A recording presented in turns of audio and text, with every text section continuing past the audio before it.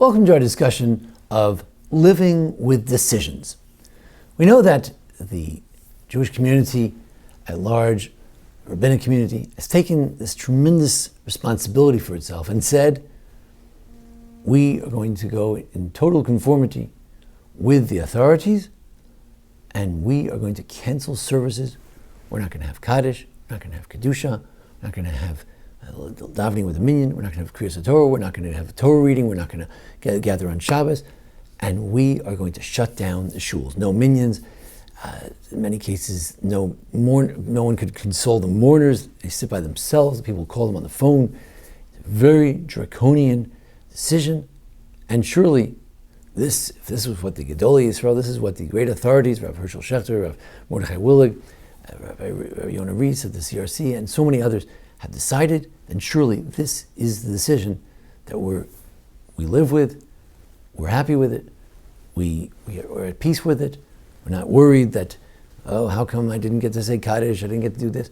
We're not worried. We realize this is the decision that's been made, and it must be for the good. At the same time, there's an idea that when you live with your decision, there's a tremendous gravity and a gravitas to these decisions. These are grave decisions. These are decisions that are unbelievable. And I wanted to show that throughout our history, even when great rabbis and great authorities and prophets and kings made decisions, but because they were such good people and because these decisions are so weighty, it weighed on them. And sometimes they had moments of regret, moments of remorse, and that's the way it should be, because we don't want someone making a flip decision. Today, people make snap decisions. You want to make a decision that's grounded. One decision that was made in the early days, very radical, was Shlomo. Hamelech Shlomo, the King Solomon, canceled Yom Kippur. One year, there were 14 days of dedication of the Beit HaMikdash, and as a result, he canceled Yom Kippur. The Gemara says in Mavakatan, and page 9a, that Osa Shana, Amar Rabbi Yochanan, Osa Shana lo asu Yisrael es Yom Kippurim. They didn't do Yom Kippur that year. People wondered, they worried. Maybe we deserve to die. A voice came from heaven and said, you deserve the world to come. The Gemara has a particular source. Recently, Rav Schachter mentioned an interesting other idea that according to Ramban, there's a mitzvah to commemorate the dedication of a sanctuary, the Mishkan or the tabernacle or the actual Beit HaMikdash with Solomon, to make a holiday. Just like, soon we'll have the beginning of Nisan, Parshat Shmini, they had 8 days of dedication, maybe 12 days of dedication, first 7 and then 12 days of dedication of the Mishkan, of the tabernacle. Those are Yom Tovs, those are Torah mitzvahs to make a Yom Tov. And therefore they had every right to make a Yom Tov, and when you have a Yom Tov, everything else was canceled. But because they had a conscience, they worried, maybe we did the wrong thing to cancel Yom Kippur. Of course, don't try this at home. This is a very unusual circumstance, but an interesting Gemara. Then there's another interesting case of people having qualms about our major decisions we make. Every now and then, 3 to 4 years, we make a leap year. It was decided 2,000 years ago exactly how the calendar works, and we follow those rules, and therefore every 2, 3, 4 years, there's a leap year. When you have those leap years, then when what would be Pesach is really Purim, and what would be Sukkot, it could have been under other circumstances. It could have been, what would it be? The middle of Cheshvan would be nothing. So in other words, when you add an additional month, you're changing when is Pesach, when are you supposed to eat matzah, when are you supposed to blow a shofar, when are you supposed to sit in your sukkah. And it's human beings who change the calendar. And we're deciding that on the 15th day of Adar, we say that's not Purim. A month later is Purim, because of a leap year. And then a month later is Pesach. And not that the next month is Pesach. So we're deciding when Pesach is, when Pesach isn't. You're eating Hamantash when Pesach would have been, and then Pesach is when Pesach is going to be. So it's a grave decision.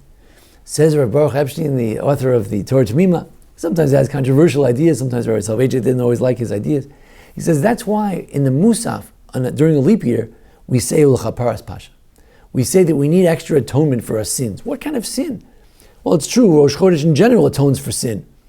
What sin? So he said, well, when you make a leap year, you're claiming that this is when you should eat, you're allowed to eat, and this is when it's Yom Kippur, and this is when you don't have to eat matzah, and this is when you do have to eat matzah. A lot of grave decisions are made. So we need atonement for what we did. Who knows, maybe we did it the wrong way. Now that's a very strange statement by the Rebbe Baruch Epstein, because the truth is, who decides when the holiday is? Everything is decided by the court, by the Jewish calendar, and that decides when Rosh Chodesh is, and when Rosh Hashanah is, and when Yom Kippur is, and when Pesach is. It's a grave decision, but we have the authority to do it. The Jewish community, we decide when it happens.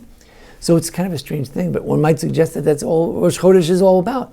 It's a kapara, and in Rosh Chodesh we atone because although we're given the authority to make Rosh Chodesh, I want to suggest, go a step further than Baruch Epstein, we're given the authority to make Rosh Chodesh, but we do so with grave concern. After all, maybe we give the wrong day, even though it's our authority. Atam afilu shogin. Even if we make a mistake or have mizidim, if we purposely fix the calendar in a slightly weird way within one day, it's still Rosh Chodesh. Whatever we say is Rosh Chodesh, that's what Rosh Chodesh is. But still, you got to feel a little bit of a pang of responsibility when you take such grave decisions. Mordechai did the same thing. He and Esther decided that they were going to make a fast for 3 days. The rabbis say, you know when that was? During Pesach. And they didn't eat matzah that year. Vayavor Mordechai. Mordechai went against the idea of Pesach, because they had to save the Jews. And in the end, he was Ratzui L'Rovecha. Most people liked him, but a lot of people wondered, what in the world was he doing?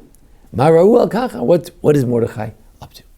A smaller example of this is when we put on our tefillin. Sephardim, they just make one bracha on the hand, and then it covers everything. And if by mistake they talk, then they make another bracha. But we make one bracha on the hand tefillin and one bracha on the shalrosh, the head tefillin. But we're not sure, maybe we did the wrong thing. So the Ramah says, well, after you make the bracha, say Baruch Shem Kvo Tol Aved. Say praise it is God's holy, honored name forever and ever. Why? Maybe we did the wrong thing. On the one hand, he makes a decision. He says, you make that bracha. Do 2 brachas. We agree with that opinion in the Gemara regarding the Gemara in Menachos. However, hedge your bet. Praise God's name in case you made the wrong bracha. It's a sense that it's a grave decision. I feel bad about it. Let me do something about it. There's another interesting case where you had a bad dream on Friday night. So you wake up in the morning and say, I want to fast. I'm scared of this dream. So, all right, you really feel bad? You should fast. We don't do this so much anymore, but people used to worry more about dreams. So a man's fasting, a woman's fasting. But says the Shulchan Aruch, Reish Peiches Siman Daled, Tzorich Lisanos B'Yom Rishon. He says, then you have to have another fast on Sunday to make up for the fact that you fasted on Shabbos. So on the one hand, when you make a decision, you're allowed to fast on Shabbos. On the other hand, we say, you're allowed to fast on Shabbos, but that's a grave decision, and you ruin your Shabbos. You should fast another fast to make up for the fact that you fasted on Shabbos. And finally, the gravest decision. What do you do about the Beis Hamikdash itself? We started with the Beis Hamikdash with Shlomo. When the temple, the second temple, the last temple we had, was destroyed. Why was it destroyed? Well, Rabbi Yochanan ben Zakkai had an audience with Vespasian, and he had an opportunity to talk to him and tell him, we're good friends here, I'm a smart guy, why don't you just leave the Jews alone? But instead he said, why don't you give us the city of Yavne, and we'll make a little yeshiva there, and we'll make the Sanhedrin, and Rabbi Yochanan ben Zakkai, and I need a doctor for a friend of mine, Rabbi Tzadok, and that was it. He didn't ask for that he shouldn't destroy the Beis Hamikdash. So the Gemara says, why not? Was he fooled by the gravity of the situation? So some say, yes, maybe yes. Or some say, he thought, I have to have Atzola Purta, I got to at least get something out of it, the Gemara in Gittin says. As something out of this, if I ask for the Beis Hamikdash, he'll say, get lost. I'm not going to destroy the Beis Hamikdash. Of course I'm going to destroy the Beis Hamikdash. That's my job. But by asking for something small, it was attainable, and we did it, and he saved Judaism. Rabbi Yochanan ben Zakkai, most people agree, he saved Judaism. But in light of this story and the gravity of it, Rabbi Aaron Lichtenstein of blessed memory, my teacher, he said, now we understand the Gemara in Brachos. Many rabbis are described in their deathbed, but particularly Rabbi Yochanan ben Zakkai is described as crying on his deathbed. So what happened? This rabbi who decided to save the rabbis, the Sanhedrin, rather than saving the temple itself, when he was dying, he started to cry. So they said, what do you mean? You're Ner Yisrael, you're the light of Israel. How could you cry? Everything's great. He says, what do you mean God could get angry, and even if I went to a regular king, I would be scared. Of course I should be scared. So what's he so scared about? He restored Judaism. Because of him, we had Rabbi Gamliel, and eventually we had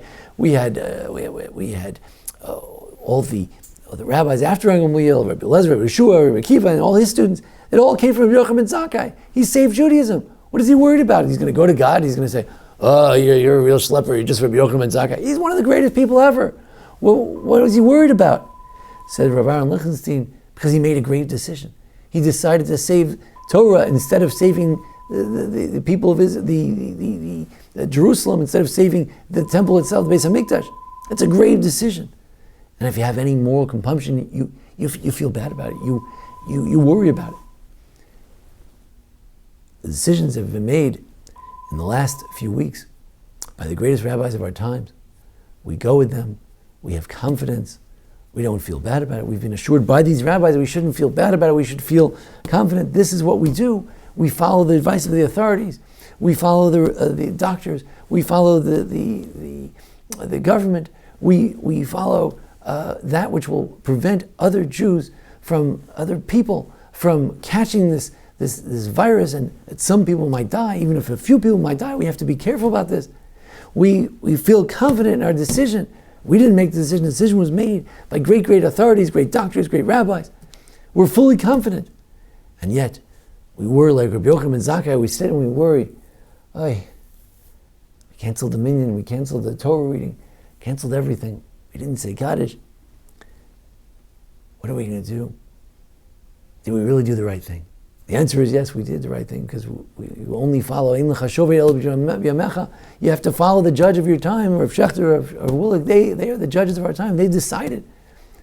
At the same time, we ask for forgiveness. We ask God, Chaparas Pasha, forgive us for all the minions we missed, for all the Kriyas Torahs we missed, for all the things we missed.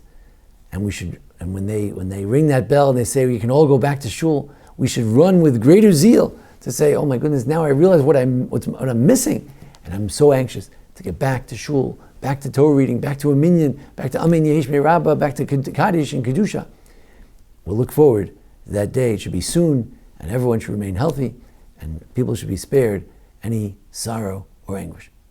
Thank you for joining us here at the Anshe Sfar Beth Lemeth congregation. Thanks to the Gold family for sponsoring today's talk in memory of Rachel Elka Bas Yisrael, Raenell Gold. May her memory be a blessing. May her wonderful family, children, grandchildren, husband, Brooksy, may they be comforted among the mourners of Zion and Jerusalem.